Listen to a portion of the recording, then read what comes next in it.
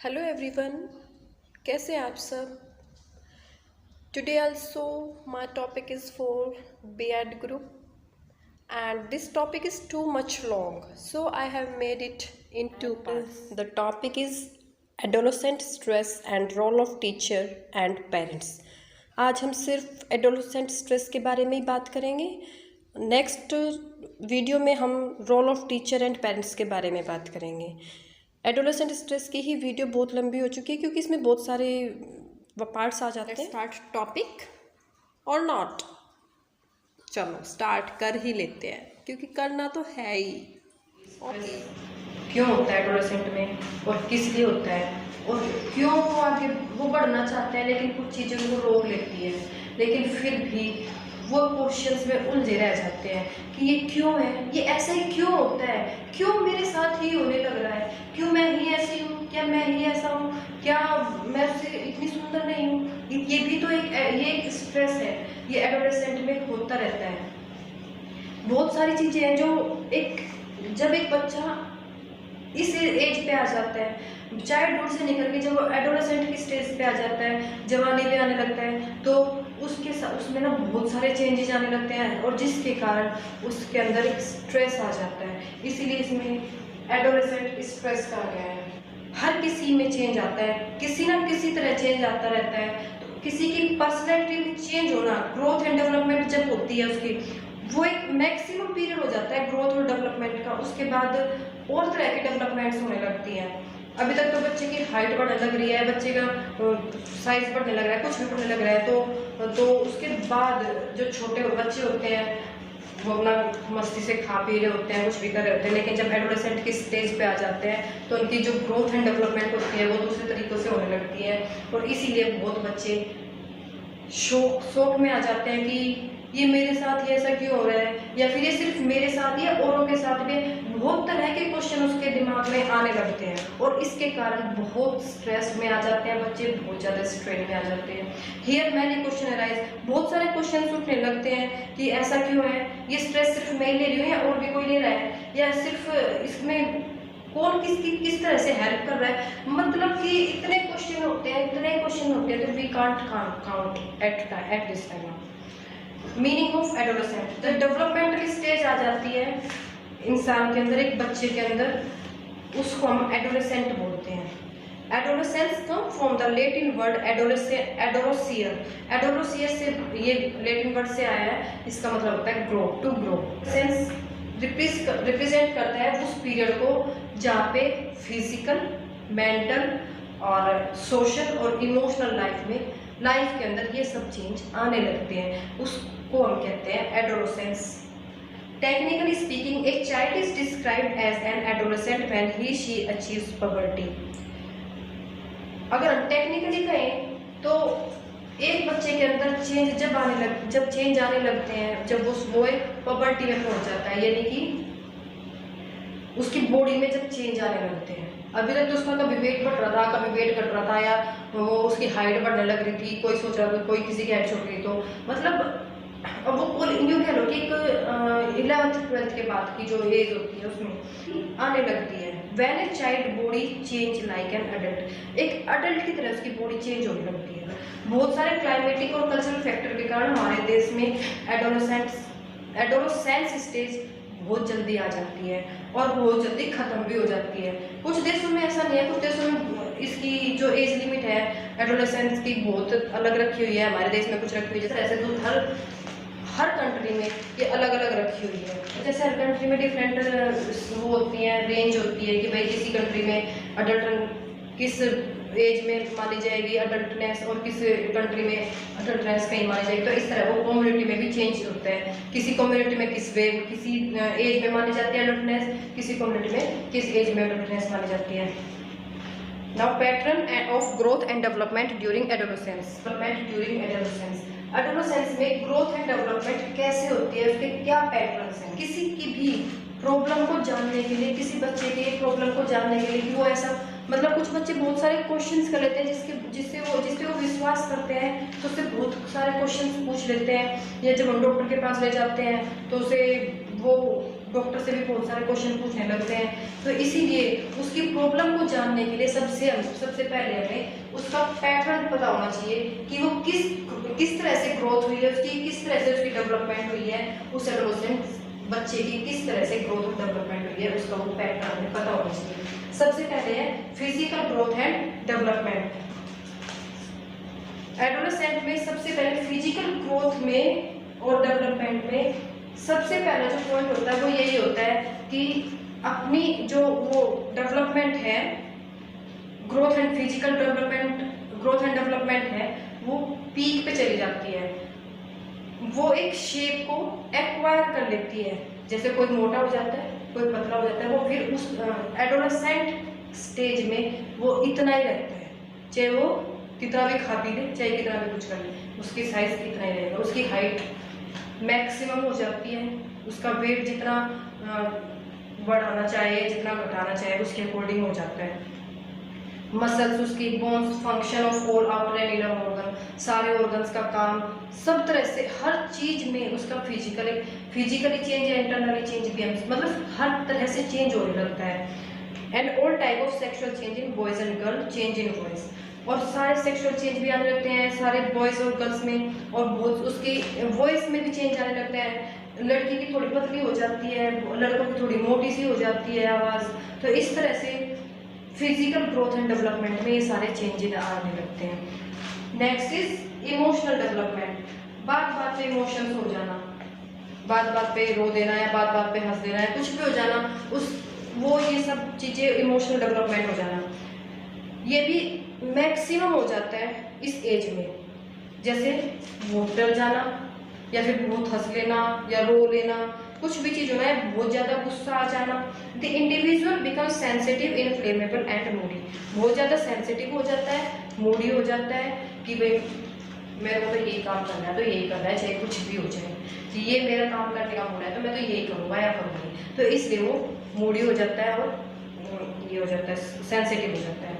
There emotion fluctuate very frequently and quickly, उनके जो emotion है वो बहुत कभी तो एकदम से बदल जाते हैं, कभी वो बदलते ही नहीं, घंटों दर घंटों ऐसे बैठे रहते हैं। कुछ मूडी हो जाता है कि भाई मेरे को तो यही काम करना है तो यही करना है, चाहे कुछ भी हो जाए, कि ये मेरा काम करने का मूड है तो मैं तो यही करूँगा या करूँगी। तो इसलिए वो मूडी हो जाता है और ये हो जाता है, सेंसिटिव हो जाता है। There emotion fluctuate very frequently and quickly, उनके जो इमोशन है वो बहुत कभी तो एकदम से बदल जाते हैं, कभी वो बदलते ही नहीं, घंटों दर घंटों ऐसे बैठे रहते हैं, कुछ भी हो जाता है। तो इसलिए इमोशंस का भी बहुत बड़ी इंपॉर्टेंस है इस पैटर्न में, growth and development during adolescence के पैटर्न में बहुत बड़ा इंपॉर्टेंस है।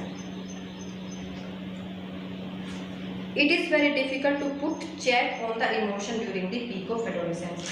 एडोलेसेंस पे अगर हम उसको बाई चांस डॉक्टर के पास ले जाते हैं तो इस एडोलेसेंस पे इमोशन को चेक करना बहुत ही मुश्किल काम हो जाता है। Next is social development. Adolescence is the period of increase social relationship and contact, also have a good contact of social sense. ये जो एडोलेसेंट का जो एज, एडोलेसेंस की जो एज होती है, इसमें एडोलेसेंट होता है ना, एडोलेसेंट वही होता है जो इस पीरियड में होता है, एडल्ट मतलब वो एडल्ट बनना स्टार्ट होता है, उसको हम एक एडोलेसेंट बोलते हैं। एक बच्चे को एडोलेसेंट कहना स्टार्ट कर देते हैं। जैसे पहले हम चिल्ड्रन कहते हैं तो उसी के बाद उसको हम एडोलेसेंट कहना स्टार्ट कर देते हैं, यूँ कहते जवान बालक कह दो, कुछ भी कह दो, तो इस तरह से वो उसको कहना स्टार्ट कर देते हैं। जो एडोलेसेंस में सोशल डेवलपमेंट आने शुरू हो जाते हैं, वो अपने फ्रेंड्स के साथ बैठना पसंद करना स्टार्ट कर देता है, फ्रेंड्स की सुनने लगता है, वो फ्रेंड्स में भी लॉयलिटी दिखाता है, वो अपना विश्वास दिखाता है कि भाई मेरी जो लॉयलिटी है या मेरा जो विश्वास है वो तुम्हारे साथ है, इस तरह से दिखाना स्टार्ट कर देता है। सोशल सर्कल बनने लगता है और बहुत बड़ा हो जाता है। The friendship are no longer nominion, मतलब कि जो फ्रेंडशिप है वो सिर्फ नाम मात्र की नहीं रह जाती। जैसे हम छोटे होते थे तो खेल लिए कूद लिए घर पे आ गए, लेकिन जब हम एडोलेसेंस के स्टेज पे होते हैं तो इसमें जो फ्रेंडशिप होती है वो बहुत ज़्यादा मायने रखती है, क्योंकि हम उसमें विश्वास करना सीख जाते हैं। The individual become interested in sex, the child develop a strong sense of loyalty toward group. Sex में इंटरेस्टेड हो जाता है कि भाई मतलब जैसे एक लड़की है वो लड़के की तरफ अट्रैक्ट हो जाती है, लड़का लड़की की तरफ अट्रैक्ट हो जाता है, इस तरह से वो एक दूसरे की तरफ भी अट्रैक्ट हो जाते हैं। तो आजकल तो अलग अलग भी सिस्टम होने लगे हैं, लड़की लड़की की तरफ, लड़के लड़की की तरफ भी अट्रैक्ट होने लगे हैं। The child develop a strong sense of loyalty, और लॉयल्टी जैसे मैंने अभी बताया कि उनके एक विश्वास ग्रुप में अपना पैदा करना चाहते हैं। He wants that his personality should be recognised by, और वो ये चाहता है कि उसकी जो पर्सनैलिटी है वो उसके पेरेंट्स देखें, वो उससे ये कहें, उसकी प्रेस करें कि भाई मेरा बेटा तो बड़ा, या मेरी बेटी तो बड़ी स्मार्ट लुकिंग है, कुछ भी कहे मेरी बेटी तो बड़ी क्यूट है, इस तरह से वो चाहते हैं। वो मेकअप करना, ये सब सारी चीज़ें अब लड़कों में भी होने लगे मेकअप करना, तो ये सारी चीज़ें पसंद करने लगे हैं। वो मतलब यूँ कहते हैं ना सेंटर ऑफ अट्रैक्शन बनना, वो सेंटर ऑफ अट्रैक्शन बनना चाहते हैं कि हर कोई मेरी प्रेज करे। मैं अगर अपने ग्रुप में जाऊँ तो मेरे ग्रुप में जो मेरा फ्रेंड सर्कल है वो भी मेरी एक बार प्रेज करे, उससे उसको खुशी मिलने लगती है। तो ये हमारा सोशल डेवलपमेंट पे हो गया। अब है intellectual development. Intellectual development, adolescence is a period of maximum growth and development. हमने कई बार कह लिया बात है कि ग्रोथ और डेवलपमेंट का मैक्सिमम पीरियड होता है। Intellectual thinking, abstract reasoning, and concentration, observation are almost developed up to the end of this period. इस पीरियड के एंड तक ये सारी चीजें थिंकिंग, रीजनिंग कि ये सब कुछ सोचना, वो सोच में डूबा रह जाता है, या फिर वो हर चीज के क्वेश्चन के आंसर पाने के रीजन में के पीछे पड़ा रहता है कि ऐसा होता ही क्यों है, ये है ही क्यों, वो इसी के चक्कर में पड़ा रह जाता है। ऑब्जर्व करता रहता है वो चाहे अगर चुपचाप भी बैठा हो तो वो ऑब्जर्व में लगा रहता है कि ये सब क्या करने लग रहे हैं, कि हर क्वेश्चन का आंसर एक साइंटिफिकली ढूंढना स्टार्ट कर देता है, उसको लर्न करना स्टार्ट कर देता है कि व्हाई एंड हाउ, ये दो चीज उसकी रह जाती हैं ज्यादातर। डेवलप ए फाइन इमेजिनेशन, वो इमेजिनेशन स्टार्ट कर देता है।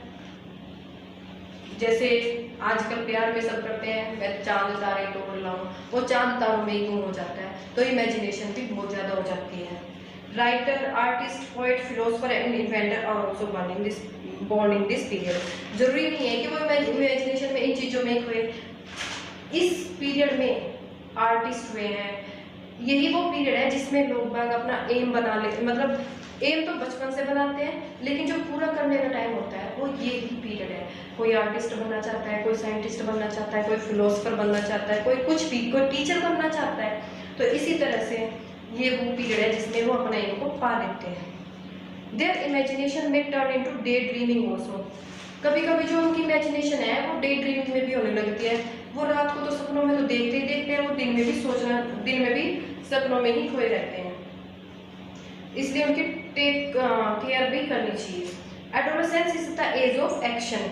एडोलेसेंस जो है वो एज है, एज अलग होता है, हर किसी की लाइक डिसलाइक अलग होती है, तो इसलिए ये सभी के ऊपर डिपेंड, ये उसके ऊपर डिपेंड करता है कि उसकी डिसलाइकिंग कैसी है, उसकी लाइकिंग कैसी है। ये सब हमें अगर डॉक्टर के पास जाए, कहीं भी जाए, टीचर भी उसको ऑब्जर्व करे, तो उसका ये पैटर्न हमें जरूर देखना होगा कि उसमें क्या क्या चेंजेस होने लग रहे हैं इस इंटेलेक्चुअल डेवलपमेंट के अंदर। Next is moral and spiritual development। learn to behave according to norms of their society and culture। वो अपनी सोसाइटी और कल्चर के अकॉर्डिंग बिहेव करना स्टार्ट कर देता है। अगर हम उसकी शादी करते जैसे, तो वो एक मैच्योर पर्सन बन जाता है। अगर वो शादी नहीं करते तो अगर वो सोसाइटी में जाता है तो वो अपनी सोसाइटी में बैठता है, वो अपने कुछ व्यूज देता है, तो इस तरह से वो सोसाइटी में भी घूमना स्टार्ट कर देता है। Group sense make them follow some moral values. जो ग्रुप में, जब वो अपने ग्रुप में बैठता है, अपने दोस्तों में बैठता है, तो कुछ मोरल वैल्यूज उसको सीखने को मिलती हैं। प्रॉपर मोरल डेवलपमेंट इस पीरियड में इस मोरल डेवलपमेंट हो जाती है।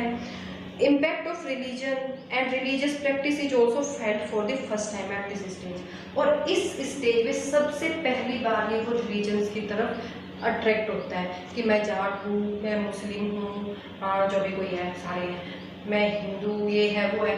तो इस तरह से ये ही वो पीरियड है जिसमें वो एक दूसरे से को इस तरह से देखते हैं कि वो मुस्लिम है तो मैं उसके साथ बात नहीं करूँगा, वरना बचपन में ये सब का कैरेक्टर है वो एक्सटेंड बहुत ज़्यादा हो जाता है। और वो किस चीज़ का होता है, प्रोडक्ट एक्सपीरियंस का, जो उसने गेन किया है, जो उसने कॉम्प्लेक्स बनाए हैं, उसने जो एक्सपीरियंस किया फिर उसने उसमें से जो गेन किया और फिर जो उसने कॉम्प्लेक्स उसमें से बनाए, वाई, हाउ, और सेंटिमेंट्स और जो उसके इमोशंस, ये इमोशनल भी इसी में आ गए, सोशल डेवलपमेंट भी इसी में आ गए, इंटेलेक्चुअल भी इसी में आ गया और फिजिकल ग्रोथ भी इसी में आ गया। ये सारी चीजें हम कह सकते हैं कि इसी का पार्ट भी हम कह सकते हैं। तो ये सारी चीजों के जितने भी सारी चीजों के चेंज हैं उससे उसे एक मोरल मिलता है और हर तरह के बंदे होते हैं, हर किसी को अलग अलग हर डिफरेंट वे में वो उस मोरल को एक्सेप्ट करते हैं। Discourse about philosophical concept like Saul, Brahma, the meaning of life, the question of death। वो ये सोचने लग जाते हैं कि भगवान है या नहीं है, आत्मा सच्ची में होती है या नहीं होती है, क्या हमारे जीवन की मीनिंग क्या है, हम क्यों जी रहे हैं, हम क्यों जीना चाहते हैं, ये मरना क्या होता है। इस तरह से के और भी बहुत सारे क्वेश्चन उसके दिमाग में आने लगते हैं। Next is sexual development. ये भी जो है, ये जितने सारे डेवलपमेंट्स हैं हम कह सकते हैं कि एकदम पीक पे चली जाती है इस चाइल्डहुड में। चाइल्डहुड, ये एडोलेसेंट स्टेज, अडल्टहुड और ये एज्ड।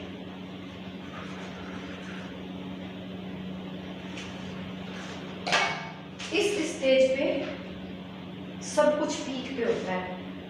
चाइल्डहुड में तो हम सिर्फ खेलते हैं, हमें किसी से कोई मतलब नहीं ना, हमारे लिए एम है कोई कुछ नहीं है, खाना पीना मौज करना, ये होता है चाइल्डहुड में। लेकिन अडल्टहुड में आके वो सारी चीजें हमें सताने लगती हैं कि हमारे साथ फिजिकल चेंज होने लगते हैं, ये ऐसा क्यों हो रहा है, या सिर्फ मेरे साथ ही हो रहा है, क्यों हो रहा है, या फिर ये इमोशनल डेवलपमेंट आ जाते हैं, वो बात बात में होने लगता है, या फिर किसी की कुछ बच्चे ऐसे होते हैं कि किसी की बात सुनी, कोई मूवी देख रहा है तो वो अगर वो सेंटिमेंटल मूवी है, मतलब किसी इमोशनल मूवी है तो वो उसी के साथ साथ रोना स्टार्ट कर देता है, इमोशनल सीन आ जाता है। अगर वो हंसी का सीन आ रहा है तो उसी के साथ साथ हंसना शुरू कर देता है।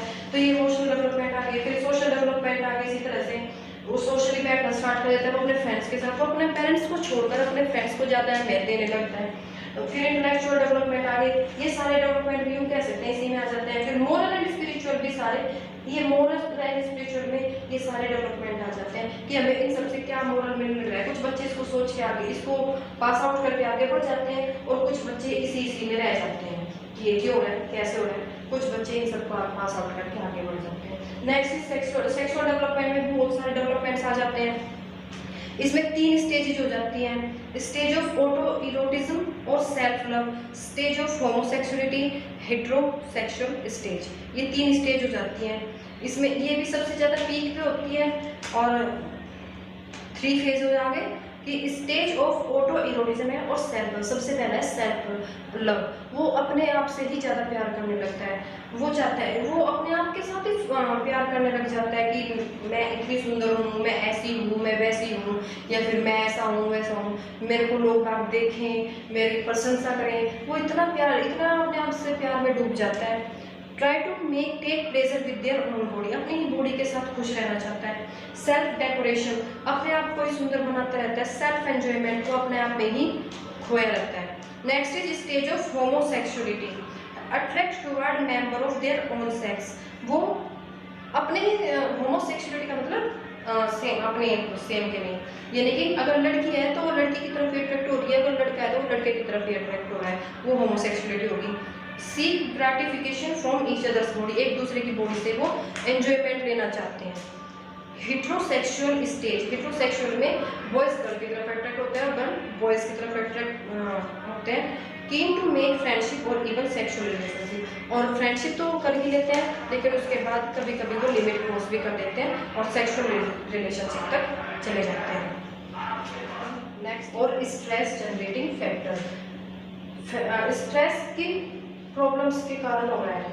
Stress generating factor among adolescents, adolescent may be found to be infected with a number of problem or stress as follows।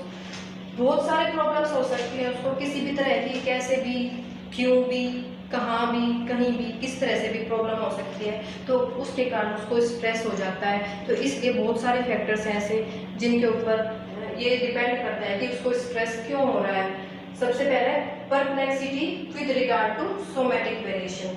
Perplexity का मतलब होता है इनएबिलिटी टू अंडरस्टैंड, यानी कि किसी चीज को उसे समझने में दिक्कत हो रही है तो इसलिए भी उसका स्ट्रेस बढ़ जाता है। और सोमैटिक का मतलब होता है related to body specially distinct from mind, अपनी बॉडी से तो रिलेटेड है लेकिन वो माइंड से नहीं, यानी कि पढ़ने से तो रिलेटेड नहीं है, पढ़ने से या नॉलेज से रिलेटेड नहीं है, बट फिर भी उसकी बॉडी से ही रिलेटेड है।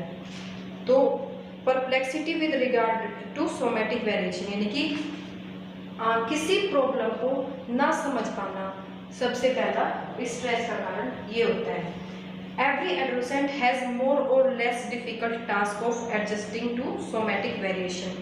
बहुत ही ऐसे कम बच्चे हैं जो अपने सोमैटिक वेरिएशन को करेक्ट कर पाते हैं, समझ पाते हैं। जैसे कि कुछ प्रॉब्लम्स ऐसी होती हैं जो हमारे माइंड से रिलेटेड होती हैं, कुछ प्रॉब्लम ऐसी होती हैं जो हमारी बॉडी से रिलेटेड होती हैं, और इनके बीच में डिफरेंस कर पाना, कुछ ही लाइफ में क्या क्या चेंजेस होने लग रहे हैं और बहुत ही ज़्यादा हो जाते हैं, तो उसके कारण उनके बीच में डिफरेंट कर पाना ये बहुत ही कम कर पाते हैं। और वो चेंजेस जैसे कि नेचुरल ऑकरेंस हो जाती है बॉयज़ और गर्ल्स में, उससे सबसे ज़्यादा फियर होने लगता है जब वो फर्स्ट टाइम होता है, फर्स्ट टाइम स्टार्ट होते हैं तो होता है, तो इसके कारण बच्चा स्ट्रेस में आ जाता है। एक लड़की भी या एक लड़का भी स्ट्रेस में आ जाता है जब उनके साथ नेचुरल ऑकरेंस हो जाती है।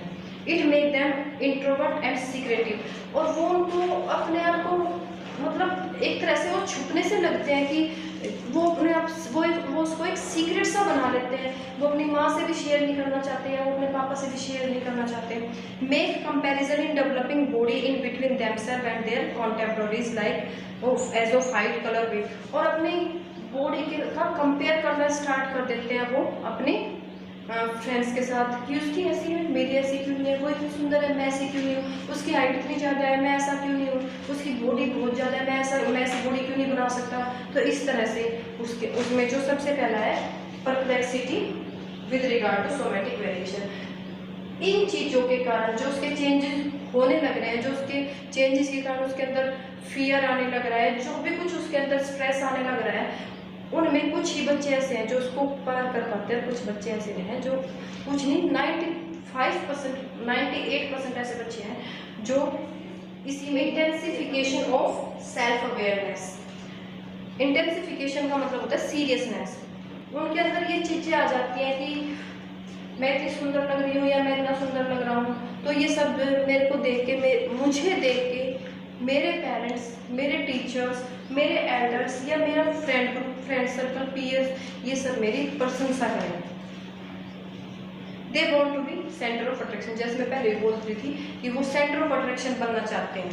Next is intensification of sex consciousness, ये तो था सेल्फ अवेयरनेस, इसमें sex consciousness. Self consciousness become too intense at this time, इसमें बहुत ज़्यादा गहराई तक चली जाती है इस एज पे। Natural occurrence at puberty shock them, सबसे पहले तो उनको जो नेचुरल ऑकरेंस हो जाती है वो शॉक कर देती है। अट्रैक्ट होते हैं वो अपोजिट सेक्स की तरफ। When attraction change into relation then create problem, और जब उनकी अट्रैक्शन रिलेशन में चेंज हो जाती है तो बहुत सारे प्रॉब्लम्स होने लगती हैं और बहुत सारे कॉम्प्लेक्सेस हो जाते हैं फ्यूचर के लिए। Next is independence versus dependence. जो एडोलेसेंट होते हैं वो चाइल्डहुड और एडोलेसेंस की एज पे होते हैं, एडल्टहुड की एज पे, उस पर बाउंड्री लाइन पे होते हैं। वो इनमैच्योर होते हैं अभी भी, लेकिन their abilities and capabilities are still grow, मतलब कि जो उनकी एबिलिटीज हैं और कैपेबिलिटीज हैं वो अभी भी डेवलप होने लग रही हैं। एबिलिटीज और कैपेबिलिटीज डेवलप हो रही हैं, उनकी बॉडीज में जो चेंज होने लगे, कुछ उनकी बॉडीज में चेंज होने लग रहे हैं, और जो उनकी एबिलिटीज है वो पहले से जो हमें पता है वो भी अभी भी चेंज होने लग रही हैं। He needs security and complete freedom, वो उसे सिक्योरिटी भी चाहिए होती है और कंप्लीट फ्रीडम भी चाहिए होती है, दोनों। उस मतलब कि वो चाहता है कि मेरे मम्मी पापा या मेरे जो उसके साथ होते हैं वो मेरी सिक्योरिटी भी रखें लेकिन मुझे फ्रीडम भी दें। और दूसरा वो ये भी सोचता है, दूसरी बात कि he thinks himself mature. Independence में तो ये आ गया कि वो अपने आप को ये दिखाता है कि मैं सब कुछ कर लूँगा, मैं मतलब मुझे तुम छोड़ दो, मैं जो कुछ करना चाहूँ मैं कर सकता हूँ या कर सकती हूँ, मैं ये सब कुछ करना चाहता हूँ, वो सब कुछ करना चाहता हूँ, जो भी कुछ है। लेकिन इसमें डिपेंडेंस में उसे सिक्योरिटी की जरूरत होती है। He think himself mature, he react strongly when parent and elder consider him still a child. वो एकदम से गुस्से में आ जाता है, एग्रेसिव बिहेवियर हो जाता है उसका, बच्चे का, उस अडल्ट का, कि भाई जब उसके पेरेंट्स उसको एक बच्चे की तरह बुलाते हैं, वो कहता है कि मैं बच्चा नहीं रहा। He feel ashamed and embarrassed for protection and care shown by parents. वो उसको शर्म आने लगती है जब उसके पेरेंट्स उसकी प्रोटेक्शन करते हैं। वो ये सोचता है कि मेरे मम्मी पापा भी मेरी प्रोटेक्शन कर रहे हैं। पीर group relationship, next is Pir group relationship. Pir group बहुत ही ज़्यादा इम्पोर्टेंट होती है इस एडल्टहुड एज में। इस एज में इसलिए इम्पोर्टेंट होती है क्योंकि वो अपने पेरेंट्स के साथ जो बातें शेयर नहीं करना चाहते वो अपने फ्रेंड के साथ बातें शेयर कर सकते हैं। और वो जो मैंने बताया था कि उसकी लॉयल्टी बढ़ जाती है, विश्वास बढ़ जाता है। वो अपना विश्वास दिखाता है कि हाँ मेरा सब कुछ तुम्हारे साथ है, मैं और किसी के साथ अपनी लॉयल्टी नहीं दिखाना चाहता, इवन वो पेरेंट्स के साथ भी दिखाना नहीं चाहता है। वो अपने पेरेंट्स से दूर चला जाता है। Adjusted difference in opinion, view, liking, disliking of elder and adolescent due to this difficulty रहे। और इसी के कारण उसके लाइकिंग में, डिसलाइकिंग में, हर चीज में उसके चेंज आने लगते हैं। Next 6th point is idealism versus realism. Adolescent has interested in idealism. वो अपने आइडियलिज्म में आजकल ज़्यादा इंटरेस्ट ले रहे हैं। Desire to help in creation of society. कुछ ऐसे हैं कि कभी कभी वो देखते हैं कि हमारी सोसाइटी में ये सब कुछ नहीं हो रहा, वो करना चाहते हैं लेकिन कर नहीं पाते। ही often engage himself in asking question. वो ऐसे क्वेश्चन, वो बेफालतू के, कभी कभी तो बेफालतू के क्वेश्चन स्टार्ट कर देता है पूछना, कभी कैसे कभी कैसे। कभी ऐसे पूछता है what is God, what is humanity, what is meaning of our life, what is there inequality, why is there inequality. भगवान क्या है, क्यों हमारे बीच में असमानता क्यों है, कोई हिंदू है कोई मुस्लिम है, हम सब एक क्यों नहीं होते, या फिर हमारी लाइफ का क्या मीनिंग है, हम सब ऐसे क्यों हैं, हमारे अंदर ह्यूमैनिटी क्यों नहीं है। इस तरह के बहुत सारे क्वेश्चन उसके अंदर आने लगते हैं। और आइडियलिज्म की सर्च में वो अपने रियलिज्म से दूर चला जाता है और वो इमेजिनेशन में खोने लगता है।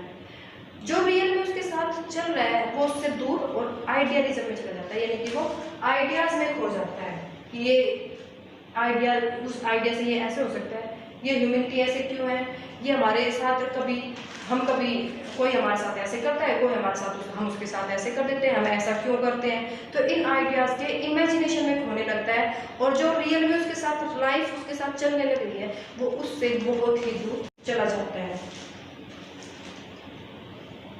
और ये इसलिए होता है क्योंकि बहुत ही कम एक्सपीरियंस होता है उसे।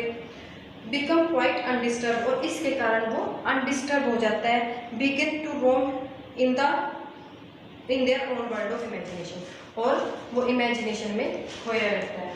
Next is vocational choice and need, right. मतलब कोई सही बात कि हाँ ये सही हो सकती है या नहीं हो सकती, वो इसी में ही लगा रहता है कि ये है या नहीं है, ये होगा या नहीं होगा। उसे अब वो इन्हीं आइडियाज में लगा रहता है, और जब इन्हीं आइडियाज में लगा रहता है तो उसे उसके लिए वोकेशनल चॉइस की जरूरत पड़ती है और या फिर सपोर्ट की जरूरत पड़ती है।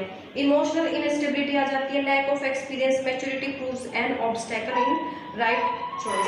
और इसके कारण जो उसका लैक ऑफ एक्सपीरियंस है और जो उसकी मैच्योरिटी की लैक मतलब उसकी कमी रह जाती है, उसके कारण जो वो ठीक चॉइस करना चाहता है उससे भी दूर चला जाता है। Uncertainty about the interest and abilities make him quite puzzled and she become stressed। और अपनी लाइफ के बारे में जो कोई भी बच्चा, चाहे लड़का चाहे लड़की, कुछ भी सोचना चाहता है वो उसके बारे में कंफ्यूज हो जाता है या ओके गाइस, वीडियो थोड़ी लंबी हो चुकी है ना, तो पढ़ने से भी स्ट्रेस हो रहा है। आई नो, अरे मुझे पता है स्ट्रेस होने लग रहा है। तो हम नेक्स्ट वीडियो में शायरी करेंगे, थोड़ा सा मज़ा लेंगे, फिर उसके बाद इसका सेकेंड हाफ पार्ट करेंगे। और प्लीज़ कमेंट, जो शायरी कमेंट में होगी मैं उसको नेक्स्ट यूट्यूब वीडियो पे ज़रूर सुनाऊंगी। तो please comment more and more, not only shayari but हाँ आपको ये वीडियो कैसी लगी ये भी बताना please. And please friends, share, like, subscribe and घंटी ज़रूर बजा देना please. Thanks a lot who are watching my video.